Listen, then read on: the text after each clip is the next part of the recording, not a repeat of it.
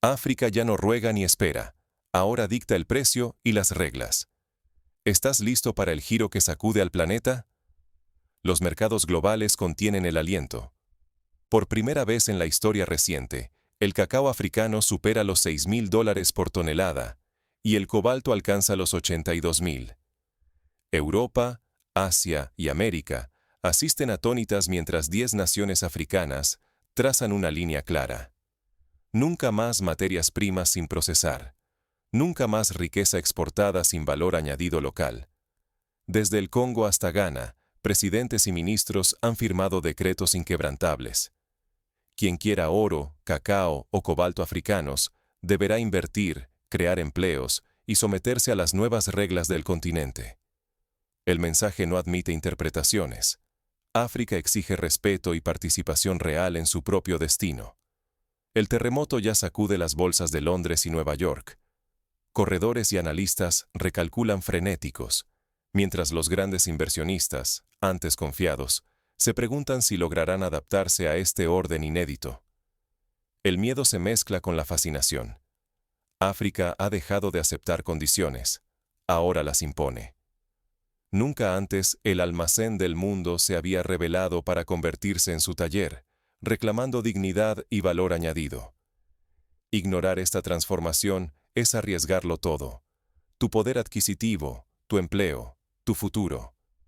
África marca el ritmo, y solo quien comprenda este cambio tendrá lugar en el nuevo tablero económico. Pero ¿cómo llegó África a este momento decisivo? Todo comenzó con una serie de acuerdos históricos y una visión compartida entre líderes que decidieron romper el ciclo de dependencia. Durante siglos, África fue vista como una fuente inagotable de riquezas brutas. Oro, cobalto, litio y cacao salían de sus tierras a precios bajos, solo para regresar como productos terminados, multiplicando su valor lejos del continente. Así, se repitió una historia de desigualdad. África perdía fortunas y futuro mientras otros se enriquecían con su esfuerzo. Tomemos como ejemplo el comercio del cacao en el siglo XIX. Las potencias europeas, especialmente Francia y el Reino Unido, compraban el cacao africano a precios irrisorios y lo transformaban en chocolate premium, vendiéndolo en París o Londres por sumas que multiplicaban por 20 el valor original. Los agricultores africanos, pese a ser la base de la industria, apenas recibían lo suficiente para sobrevivir, y sus comunidades carecían de escuelas, hospitales o caminos pavimentados. Pero en el año 2025, todo cambió.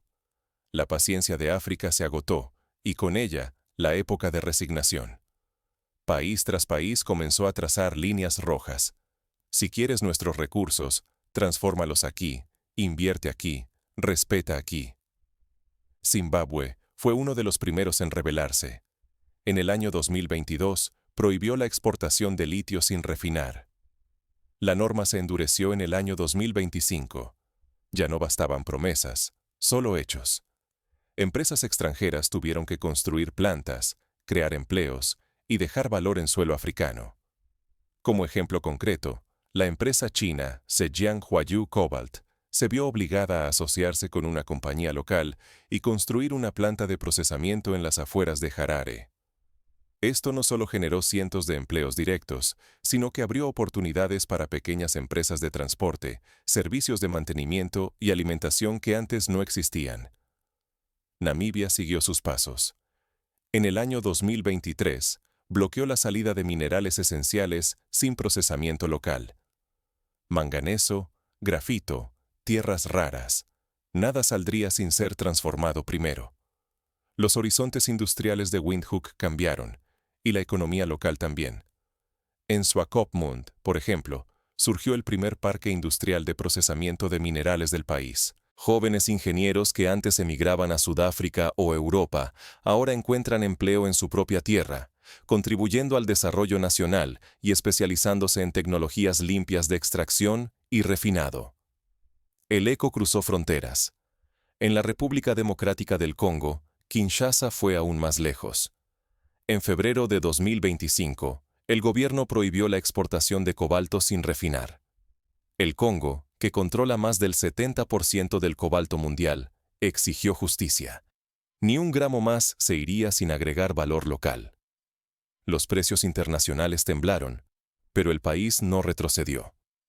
Un ejemplo práctico: la empresa suiza Glencore, que históricamente exportaba cobalto en bruto, tuvo que invertir en una planta de refinado cerca de Kolwezi, en colaboración con la empresa estatal GK Mines. Este proyecto no solo elevó el nivel de los salarios locales, sino que también financió la construcción de 3 escuelas técnicas y un hospital comunitario. En Occidente, Ghana y Costa de Marfil rompieron el ciclo del cacao barato. Durante generaciones, sus agricultores sobrevivieron con menos de $2 diarios, pese a producir casi el 60% del cacao mundial. En el año 2025, reforzaron el diferencial de ingreso vital, asegurando precios justos y salarios dignos. Por primera vez, la dignidad y la estabilidad llegaron a quienes habían sido ignorados. Aquí, la cooperativa Kwapa Cocoa, en Ghana, fue pionera en asociarse con chocolateras locales, lanzando la primera tableta de chocolate enteramente procesada y empacada en suelo ghanés. Este producto, vendido en tiendas de Accra y exportado a Europa bajo la marca Pride of Ghana, se convirtió en símbolo nacional de transformación económica y orgullo local. Burkina Faso tomó una decisión histórica: nacionalizó sus principales minas de oro. 5 yacimientos clave pasaron al control estatal, y el gobierno prometió refinar el oro dentro de sus fronteras. Así, la riqueza dejó de escapar y empezó a sostener el desarrollo local. Al controlar las minas Baungu y Wagnion, el gobierno pudo financiar la construcción de carreteras y electrificación rural. Además, se estableció un fondo soberano para invertir parte de las ganancias en educación y salud, inspirándose en modelos como el de Noruega con su fondo petrolero. Botsuana, por su parte, renegoció los acuerdos de diamantes. La empresa estatal Okavango Diamond Company aumentó su control y garantizó que una mayor parte del valor se quedaría en casa. Para el año 2035, la mitad de los diamantes serán vendidos bajo reglas nacionales, asegurando beneficios directos para el país. La experiencia de Botsuana recuerda a la de Chile, con el cobre en la década de 1970, cuando el país sudamericano nacionalizó sus minas y negoció mejores condiciones para la exportación, logrando un salto en sus indicadores de desarrollo humano. Botsuana aspira a replicar ese camino, pero con diamantes y bajo un modelo de transparencia y participación comunitaria. Esta revolución no llegó por la fuerza, sino por la decisión soberana de cada gobierno. Decretos, leyes y visión estratégica sembraron el terreno para una nueva África, industrial, ambiciosa y dueña de su destino. Las apuestas no podrían ser más altas. Seguir exportando solo materias primas significaba perpetuar la dependencia y condenar a nuevas generaciones a la pobreza. Pero África eligió otro camino: construir industrias, generar empleos y pelear por su lugar en la economía global. Hoy, el continente exige respeto con cada grano, gota y onza. Ha iniciado una transformación que desafía el equilibrio mundial y obliga a todos a replantear sus propias estrategias económicas. Pero esta ola de soberanía no se limita al terreno económico. África también comienza a dictar sus propias reglas políticas y tecnológicas, y el mundo no puede permitirse ignorar la magnitud de este giro. El mundo entero se estremeció cuando África pronunció, sin titubeos, no más exportaciones en bruto. En los días que siguieron, el pánico se apoderó de los mercados globales. Los precios del oro, el cacao, el litio y el cobalto saltaron a alturas inimaginables. Desde Londres hasta Shanghái, todas las bolsas compartían un sobresalto común. ¿Cómo abastecer fábricas y mantener industrias sin el flujo de materias primas africanas? Europa y Estados Unidos, acostumbrados a un suministro constante y barato, debieron enfrentar su propia fragilidad. Analistas en Bruselas y Washington lo admitieron finalmente. La economía occidental dependía de África mucho más de lo que nunca reconoció. Ya no se trataba solo de balances comerciales, ahora era una cuestión de supervivencia estratégica. Las consecuencias industriales no tardaron en sentirse. Gigantes automotrices suspendieron lanzamientos de autos eléctricos por falta de litio y cobalto. En supermercados europeos, el chocolate se volvió un lujo, con precios que subían semana tras semana. Desde la electrónica hasta la joyería, las cadenas globales se vieron forzadas a revisar acuerdos, rutas y prioridades. La escasez ya no era amenaza lejana, era una realidad implacable. Para entender mejor este fenómeno, basta recordar lo ocurrido en la década de 1970 con la crisis del petróleo. Cuando la OPEP restringió la producción, los precios se dispararon y las economías occidentales entraron en recesión. Hoy, la historia se repite, pero con minerales y productos agrícolas africanos en el centro de la escena. Pero el verdadero terremoto no fue solo económico. La narrativa mundial cambió de raíz. África dejó de ser la eterna emergente y se transformó, de la noche a la mañana, en actor imprescindible. Ya no era un simple proveedor de recursos, sino el árbitro de su propio destino. Por primera vez, los grandes foros internacionales debatían cómo negociar con África de igual a igual, no cómo auxiliarla. Para las potencias tradicionales, el peligro era doble: perder acceso a recursos estratégicos y enfrentar una ola de inflación. Industrias enteras tambalearon, empleos peligraron, y los ciudadanos sintieron el golpe en sus bolsillos. África, por su parte, encaraba una presión inédita: resistir tentaciones de concesiones rápidas, consolidar su avance y no ceder ante amenazas externas. Así, en solo unos meses, el tablero global fue redibujado. El poder ya no se medía solo en dólares o euros, sino en onzas de oro, toneladas de cacao y baterías ensambladas en el continente africano. La revolución silenciosa de África obligó a repensar la economía global y la dignidad de quienes realmente producen la riqueza. Sin embargo, mientras el mundo mira a África, una pregunta se vuelve ineludible. ¿Qué ocurre dentro del continente? ¿Es este solo un giro económico o estamos ante una transformación mucho más profunda? Mientras las potencias buscan adaptarse, dentro de África los cambios apenas comienzan a sentirse. Las calles, los gobiernos y las fábricas vibran con una energía inédita y peligrosa. Las minas ya no se limitan a extraer, ahora también refinan. África redefine su destino, vida por vida, materia por materia. El cambio se percibe en cada esquina del continente. Donde antes había agujeros polvorientos y convoyes cargados rumbo a puertos lejanos, hoy se levantan fábricas de procesamiento, laboratorios modernos y parques industriales. Por primera vez, miles de kilómetros de nuevas carreteras y tendidos eléctricos cruzan el corazón africano, uniendo aldeas con polos productivos. En las afueras de Lusaka, Zambia, una antigua mina de cobre se transformó en un complejo industrial que ahora produce cables y componentes eléctricos. En apenas 5 años, la zona pasó de tener un 50% de desempleo juvenil a menos del 20%, gracias a la diversificación económica. La industrialización deja de ser promesa. Se convierte en realidad palpable. Surgen empleos calificados alrededor de plantas de litio en Zimbabue, refinerías de cobalto en el Congo, chocolaterías en Ghana. No solo cambia el trabajo, también la dignidad. Por cada tonelada que antes salía en bruto, ahora quedan salarios, impuestos y desarrollo local. El impacto cultural es profundo. Las escuelas técnicas reescriben sus programas. Ya no basta con enseñar a extraer, ahora se enseña a transformar. En los recreos, los niños dibujan fábricas y camiones con marcas propias, no barcos zarpando hacia destinos lejanos. La aspiración colectiva ya no es emigrar, sino construir aquí. Surge una identidad renovada, anclada en la creación de valor. Orgullo de refinar oro propio, ensamblar baterías, producir chocolate con etiquetas africanas. La narrativa se reinventa. África deja de ser solo proveedor ajeno y se convierte en taller propio.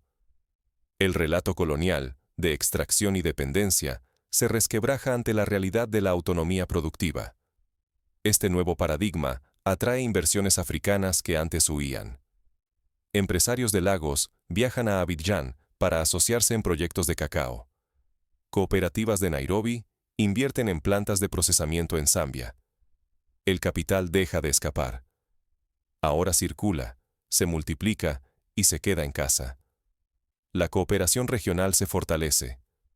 Gobiernos negocian para que el litio de Namibia alimente fábricas de baterías en Sudáfrica, para que el cacao de Costa de Marfil se procese en Ghana y salga al mundo bajo marcas conjuntas. Las fronteras se transforman, menos barreras, más puentes. Un ejemplo reciente es la creación del Consorcio Africano de Baterías, que une a empresas de 5 países para desarrollar tecnología propia y competir con gigantes asiáticos. Este consorcio recibió fondos de la Unión Africana y del Banco Africano de Desarrollo, demostrando que la integración regional ya no es solo discurso, sino una realidad en construcción. Ideas impensables hace apenas una década cobran vida. Se plantea crear una OPEP de los minerales, capaz de fijar precios y cuotas, negociar en bloque. La zona de libre comercio africana, antes letra muerta, ahora recibe inversiones, leyes y voluntad real. El continente empieza a hablar con voz común sobre el valor de sus recursos. Pero junto a la euforia, acechan riesgos colosales. El futuro de millones depende del éxito de esta revolución. Si la industrialización se consolida, llegarán empleos estables, educación técnica avanzada, seguridad social y orgullo colectivo. Si tropieza, el sueño puede desmoronarse ante presiones externas o desafíos internos, sabotaje comercial, corrupción o falta de preparación tecnológica. Además, la historia advierte sobre los peligros de la dependencia de un solo sector. En Nigeria, la economía petrolera trajo riqueza rápida, pero también corrupción y desigualdad. Por eso, muchos gobiernos africanos actuales insisten en la diversificación industrial y en fortalecer la transparencia institucional. El pulso de África es ahora el pulso del mundo. ¿Resistirá esta revolución el escrutinio implacable de los mercados globales? ¿Podrán los gobiernos africanos sostener la unidad y transparencia necesarias para convertir este momento en prosperidad duradera? Las miradas del planeta se centran en África. El siguiente capítulo desvelará quién gana, quién pierde y cómo este giro reescribe el orden global. No basta con proclamas. Lo que importa ahora son resultados palpables, fábricas operando, empleos genuinos y respeto conquistado en el terreno. La verdadera transformación africana no vive en discursos, sino en la producción local y la dignidad que brota de ella. Pero cada logro se enfrenta a obstáculos muy concretos. El primero es la infraestructura. Aún faltan carreteras, puertos eficientes, líneas férreas y, sobre todo, un suministro eléctrico confiable. A esto se añade el difícil acceso al crédito, con bancos internacionales poco dispuestos, primas de riesgo elevadas y la sombra constante de la deuda. Mientras tanto, potencias externas presionan para mantener a África como simple exportadora de materias primas, usando su peso diplomático y comercial para frenar cualquier avance. Frente a este escenario, la respuesta africana es táctica y paciente, no confrontativa. Muchos gobiernos optan por fortalecer capacidades nacionales, paso a paso, invirtiendo recursos propios, aunque el proceso sea más lento. Al mismo tiempo, crecen las alianzas Sur-Sur, acuerdos entre naciones africanas y socios de América Latina o Asia, donde se intercambian experiencias y tecnología. Los contratos de inversión exigen cada vez más transferencia tecnológica real, no solo capital o empleos temporales. La soberanía deja de ser consigna y se convierte en ejercicio cotidiano, en negociaciones duras y pragmáticas. Países como Etiopía han implementado planes nacionales de industrialización, inspirados en el modelo de desarrollo de Corea del Sur, priorizando la formación técnica, la creación de zonas económicas especiales y la atracción de inversión directa extranjera, pero siempre bajo condiciones que beneficien a la economía local a largo plazo. El giro industrial africano tiene un impacto social profundo. Las nuevas fábricas no solo crean puestos de trabajo, sino que abren espacios inéditos para el liderazgo femenino, mujeres al frente de cooperativas de cacao, refinerías o empresas exportadoras. Parte de los ingresos estatales ahora financia hospitales, escuelas y agua potable. Comunidades históricamente olvidadas sienten por fin el efecto directo del valor añadido. Y lo más poderoso, emerge un orgullo nacional renovado, donde consumir lo propio es símbolo de prestigio y no de resignación. Por ejemplo, en la región de Ashanti, en Ghana, las mujeres lideran el 80% de las nuevas cooperativas de procesamiento de cacao, y una de cada 3 ministras del gabinete económico es mujer. Este cambio tiene impacto directo en la reducción de la pobreza infantil y en el aumento de la escolarización femenina. El resto del mundo reacciona. Europa endurece condiciones comerciales, temerosa de perder acceso a minerales críticos. Estados Unidos intenta recuperar influencia con promesas de inversión y tecnología limpia. China adapta su diplomacia, dispuesta a compartir más beneficios a cambio de contratos más largos. Rusia ofrece alternativas en logística y defensa. Todos compiten por adaptarse a un África que impone condiciones y mide cada alianza según su propio interés. En la práctica, esto se traduce en una explosión de ferias industriales y foros de negocios en ciudades como Johannesburgo, Nairobi y Casablanca. Empresas brasileñas, indias y turcas buscan asociarse con socios africanos para aprovechar oportunidades en agricultura, energías renovables y manufactura avanzada.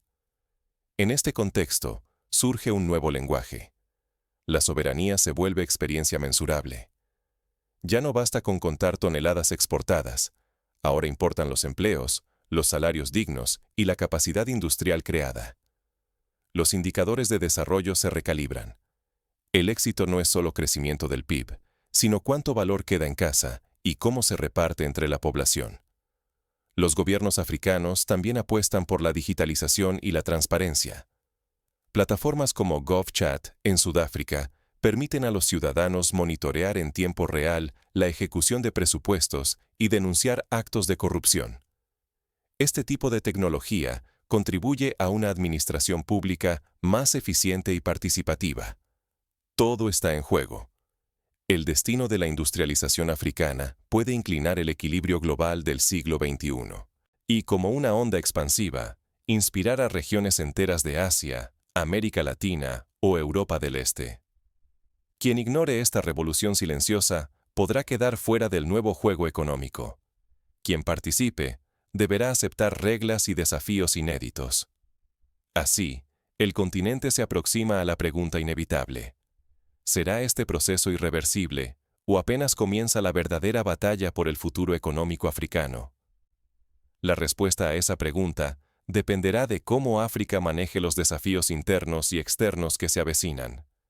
Lo cierto es que, con cada paso, el continente transforma no solo su destino, sino la economía mundial. Para asegurar la sostenibilidad de este cambio, expertos sugieren una serie de pasos concretos. Invertir en educación técnica y universitaria, fomentar el emprendimiento local, fortalecer las instituciones regulatorias y crear fondos de estabilización que permitan amortiguar choques externos. Además, la promoción de cadenas de valor regionales y la integración de pequeñas y medianas empresas en la industria son claves para asegurar que los beneficios lleguen a todos los sectores de la sociedad. África ya no es solo una nota al pie en los libros de historia. Hoy, el continente escribe su propio destino y redefine el porvenir económico global. ¿Estás preparado para escuchar y comprender lo que viene? Lo que el mundo ha presenciado no es una simple oscilación en los mercados ni una moda pasajera. Es la proclamación firme de un continente que, durante siglos, vio cómo su riqueza se evaporaba en barcos lejanos y contratos injustos. Ahora, los recursos africanos se quedan, se transforman y crean valor en casa. Quedarse al margen de esta revolución significa perder el pulso de la historia. El que no entienda este giro corre el riesgo de quedarse atrás, de perder empleo y de ver cómo el acceso a recursos clave se vuelve privilegio de unos pocos que supieron leer el cambio. Todo empezó con decretos escritos entre Harare y Kinshasa, con fábricas surgiendo en Swakopmund y refinerías en Ouagadougou. Esa chispa se convirtió en una marea imparable. Son decisiones nacidas de la dignidad y la ambición, no de la caridad ni la resignación. África ahora dicta parte de las reglas del juego económico mundial. ¿Y tú? ¿Vas a mirar todo desde la barrera o te atreverás a cuestionar, conversar y participar en la construcción de este nuevo orden? El mundo necesita más voces, más ideas y sobre todo más preguntas sobre cómo debemos organizar la economía global en esta era de soberanía africana. El futuro se escribe en francés, en suajili, en portugués y en decenas de lenguas africanas. Ignorar esa narrativa es cerrarse a las nuevas realidades de un mundo transformado. No se trata solo de materias primas. Es una cuestión de justicia, dignidad y visión compartida. Si África puede reescribir su historia económica, ¿por qué no replantear las reglas para todos? El reto no es solo africano, es planetario. Sumarse a este diálogo